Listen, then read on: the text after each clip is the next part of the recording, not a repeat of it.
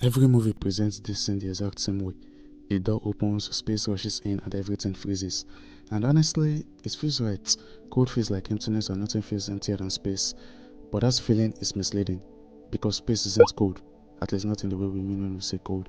And once you really understand why, a lot of space suddenly starts making more sense. You see, we talk about cold like it's a thing, like it exists on its own. But cold isn't something you add, it's something you lack. Temperature is just a measure of motion, or in other words, how fast particles are moving. When particles move faster, we call it hot. When they slow down, we call it cold.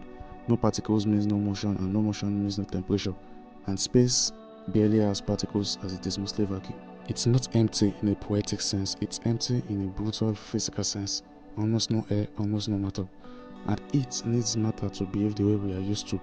On Earth, it moves in three main ways: through direct contact, which we know as conduction, through moving air or liquid, aka convection, and through electromagnetic waves, aka radiation. In space, two of these are gone instantly. No air means no heat spreading around you, and no fluid means nothing carrying warmth around.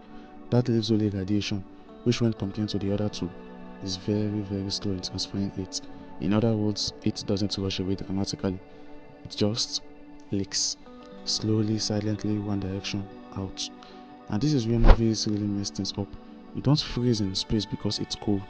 You freeze because your body is warm and the universe isn't interested in keeping it that way. Your heat radiates outward, nothing replaces it. It's not an attack, it's not aggression, it's basically indifference.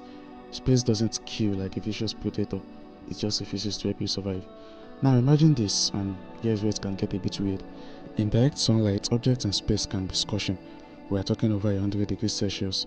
But in shadow, their temperatures can plunge to extreme cold.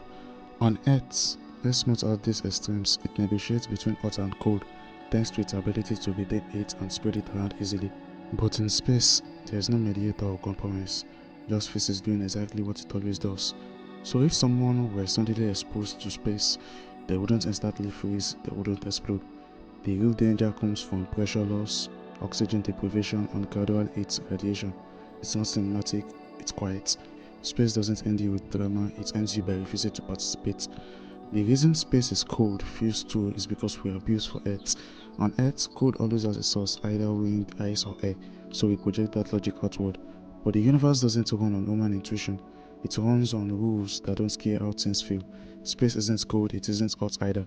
It's something far more unsettling. It's a place where nothing reacts to you, nothing adjusts, nothing explains itself. And once you stop expecting the universe to behave like Earth, you start seeing it more clearly.